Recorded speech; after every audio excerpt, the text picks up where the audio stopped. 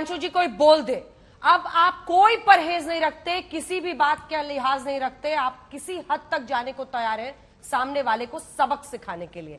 उसी प्रक्रिया में सिलसिला है क्या जो आगे आप बढ़ा रहे राहुल के साथ? देखिए, जो आपने बात कही, देखिए रोहन जी के वक्तव्य में कितना सुंदर अंतर है। दिग्विजय सिंह जी राहुल गांधी से कहीं सीनियर है, 10 वर्ष मुख्यमंत्री रह चुके हैं, लंबे समय तक महासचिव रह चुके हैं। क्या सटीकता से बोला, एक सांसद ने बोल दिया, क्या फर्क पड़ता है? मैं पूछना चाहता हूं, राहुल गांधी आज क्या है कांग्रेस में? अध्यक्ष हैं, उपाध्यक्ष हैं, महासचिव हैं, नेता प्रतिपक्ष हैं, उपनेता प्रतिपक्ष हैं। वो एक अदद सांसद है।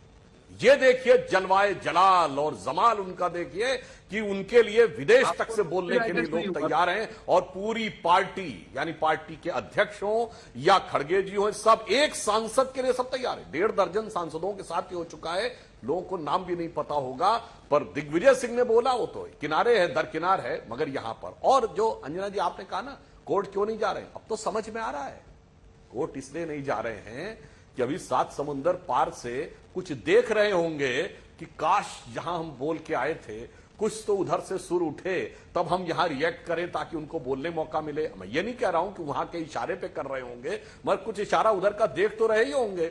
और वो दिख गया आज, जर्मनी ने बोला भी, दिग्विजय सिंह जी ने ट्वीट भी कर दिया। एक वो पुराना गीत था ना कि रफ्ता रफ्ता वो मेरी हस्ती का साया हो गए। तो मुझे लग रहा है कि वेस्टर्न कंट्रीज, वेस्टर्न मीडिया का एक ग्रुप, वेस्टर्न कंपनीज, वो रफ्ता रफ्ता यानी धीरे धीरे आपकी हस्ती का साया होते चले जा रहे हैं। और रफ्ता रफ्ता का मतलब धीरे धीरे होता है। जो आप इतना धीरे धीरे चल रहे हैं कोर्ट की प्रक्रिया में लेकर, तो मुझे लग रहा है शायद इसके पीछे भी कुछ गहरी रणनीति हो। क्योंकि मैं तो नहीं मानता कि कांग्रेस पार्टी कोई नासमझ पार्टी है। कांग्रेस तो बहुत राजनीति की बहुत पहुंची हुई खिलाड़ी है, सबसे पुरानी खिलाड़ी है, पुरानी धुरानी खिलाड़ी पार्टी है। तो कोई ना कोई तो, और अनेक प्रकार के जिसे कहते हैं प्रपंच भी उन्होंने अच्छे बनाए हैं, तो कुछ ना कुछ उन्होंने जरूर किया होगा। एक बिंदु जरूर कह देता हूं, जो पवन खेड़ा जी ने बोल दिया भगवान राम का नाम, तो मैं याद दिलाना चाहता हूं दर्शकों को, सब दर्शकों ने जरूर ये वाक्य सुना होगा, जननी जन्मभूमिश्च स्वर्गादपि गरीयसी।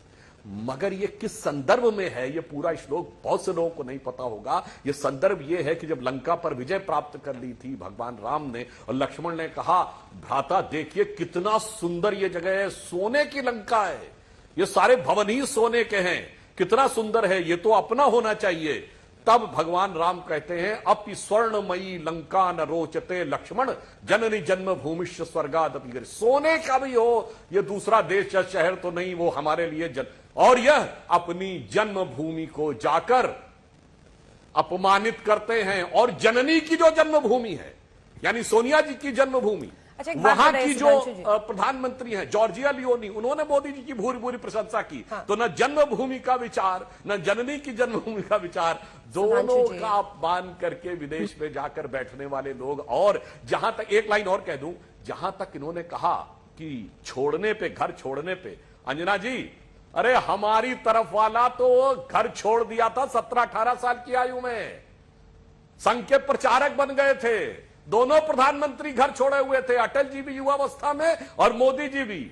हमारे यहां दर्जनों संगठन मंत्री हैं जिन्होंने हमेशा राष्ट्र सेवा का व्रत लेकर छोड़ा।